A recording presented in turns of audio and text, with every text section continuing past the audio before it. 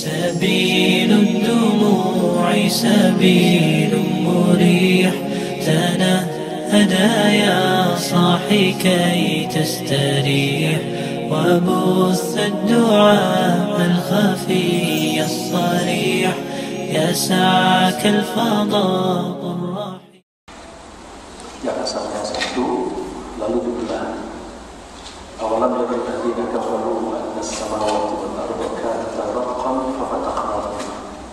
Apakah orang kafir tidak mengetahui bahwa bumi dan langit asalnya satu kesatuan? Fafataqnahuma, lalu kami belah, kami pisah.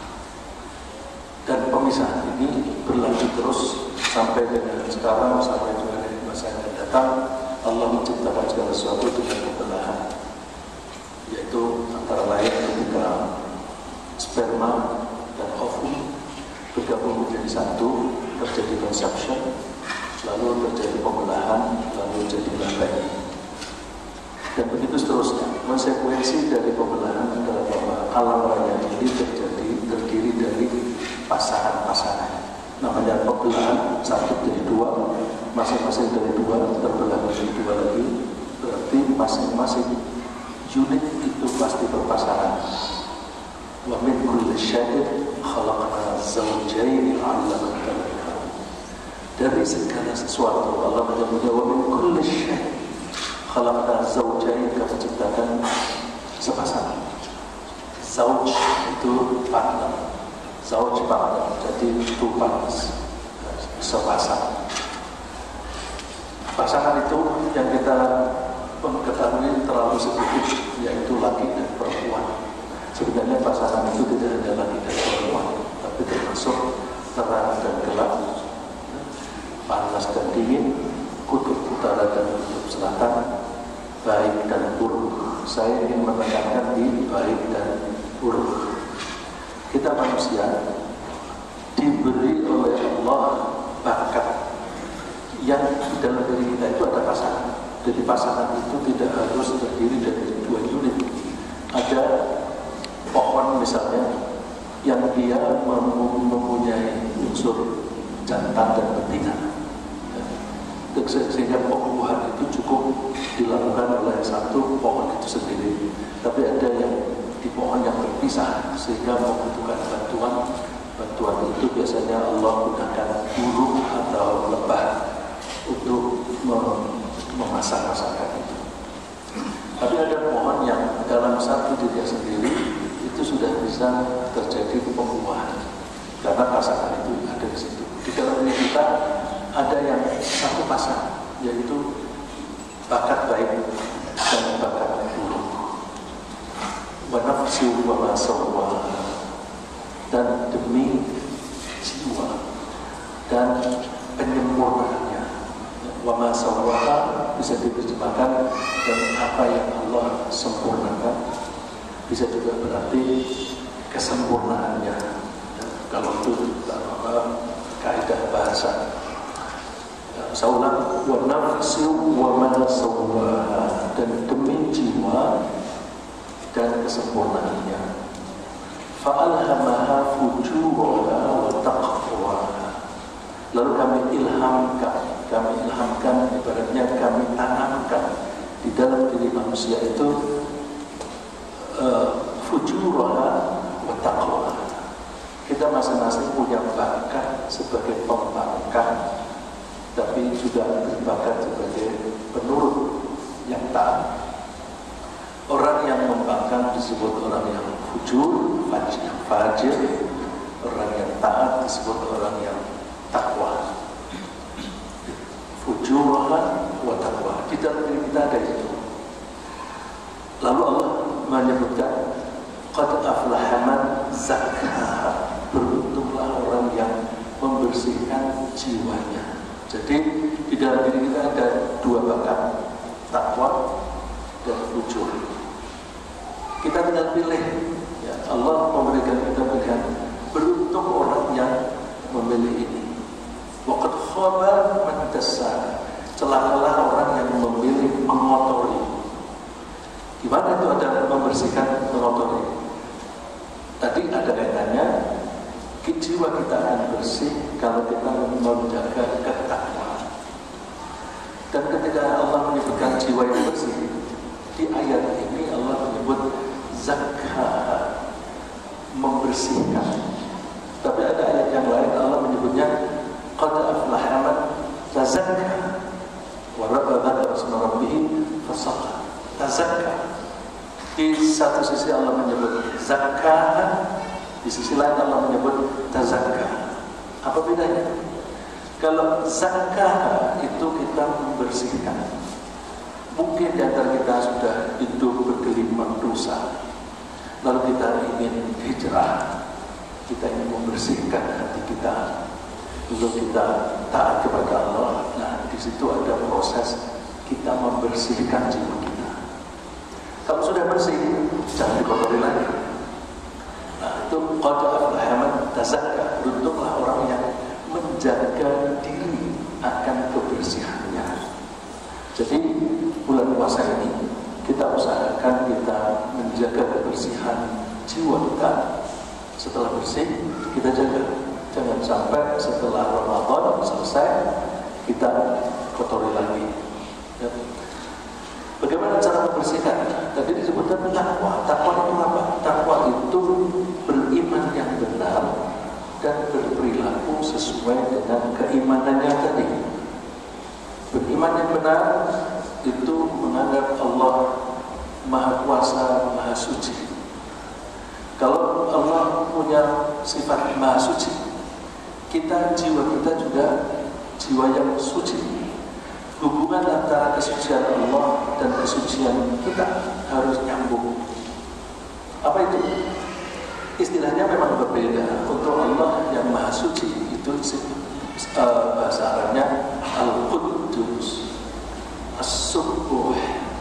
Yang kita biasanya habis terawih kita baca Subuh Quddus Rabbuna Rabbul Malaikati War-Ruh. Al-Quddus, Allah Maha Suci. Subuh dari kata sabbaha artinya mensucikan. Mensucikan di sini tidak sama dengan mensucikan dengan zakah tadi. Kalau kita mensucikan diri jiwa kita, zakah membersihkan.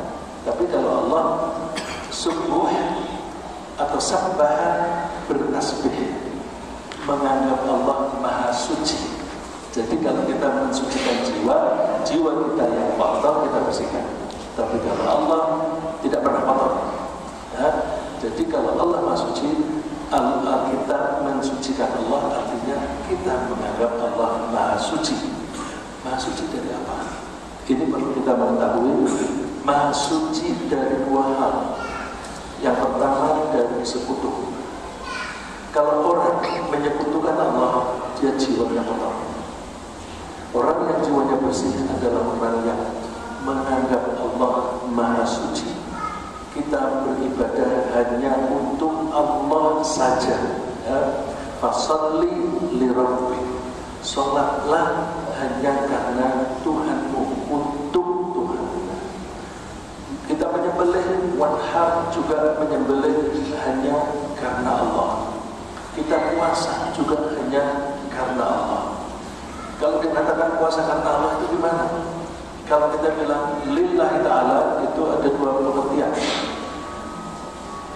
Karena atau sebab dan tujuan. Kalau sebab, kenapa kamu puasa? Aku puasa Ramadan karena diperintah oleh Allah. Sebab, aku puasa sebab saya diperintah oleh Allah. Tapi bisa juga, kenapa kamu puasa? Aku puasa dalam rangka mencari ridho Allah. Terasa bedanya kan? Kalau karena diperintah oleh Allah itu didorong oleh sebab. Kalau dalam rangka mencari ridho Allah itu tujuan. Jadi kalau tujuan itu masa depan, kalau sebab itu masa lalu. Nah, kutiba alaikumusiyam, kita diperintah oleh Allah. Kalau kita mensucikan Allah, maka kita mesti taat kepada Allah. Kita datang dengan hati yang berserah diri kepada Allah, biqalbin salim. Besok di akhirat yang selamat hanya orang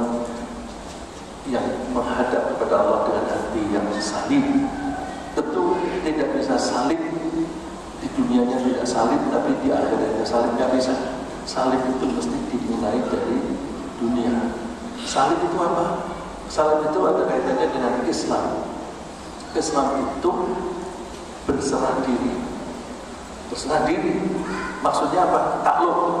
Berserah diri itu artinya kita menyerahkan, kita rela keinginan kita kalahkan untuk Allah. Jadi kita berbuat apapun tidak semata-mata menurut keinginan kita sendiri, tetapi karena aku taat kepada Allah.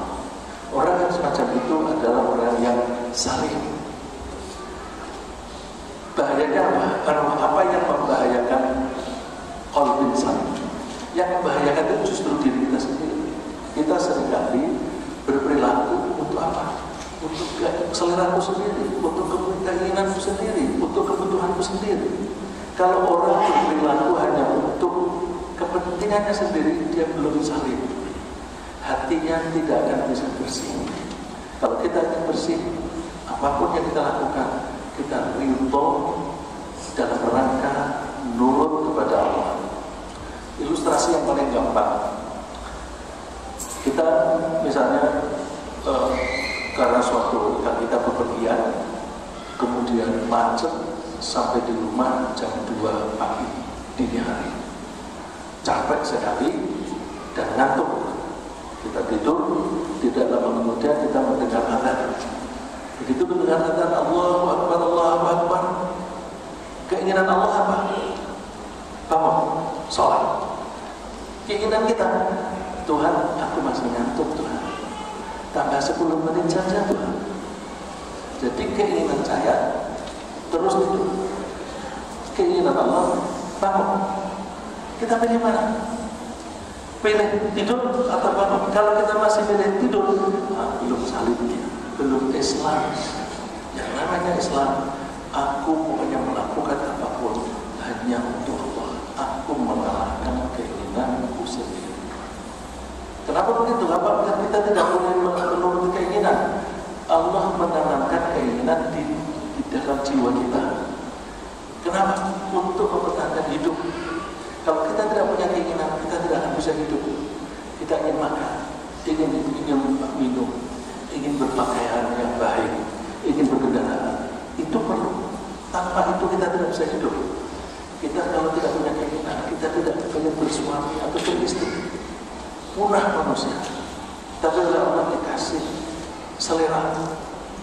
Seperti firman Allah, "Zuyyina lin-nasi hubbu syahawati minan nisa'i wal banina wal qanatir al-muqantarati minal dhahabi wal-fiddati wal khayli al-musawwamati wal an'ami wal harth." Itu sudah sering dibahas. Jadi memang ditanamkan oleh Allah, kita punya selera, punya keinginan. Tapi keinginan ini tidak boleh dibiarkan liar. Keinginan itu harus dikendalikan. Keinginan itu karakternya seperti mesin mobil atau mesin kereta api. Jalan, maju. Terus kalau kita tidak mengendalikan, dia bisa nabrak. Tapi kalau tidak kita starter, dia tidak jalan. Nafsu kita, saya sudah dulu bilang nafsu. Dorongan itu ya namanya aja dorongan, dorong harus ada kendalinya.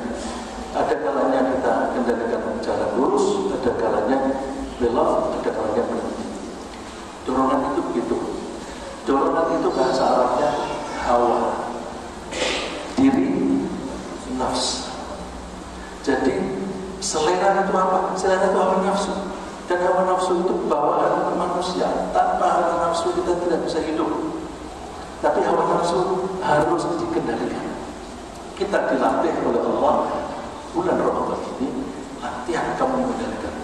Kamu kan kalau lapar kita makan. Coba kamu tahan.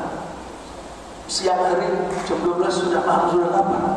Karena biasanya makanan di dalam pencernaan itu setelah 6 jam habis. Maka wajar kalau kita kelaparan. Tapi tahan, coba tahan sampai nanti maghrib. Nah, kalau kita bisa latihan begitu, itu sudah satu kemajuan. Bukan hanya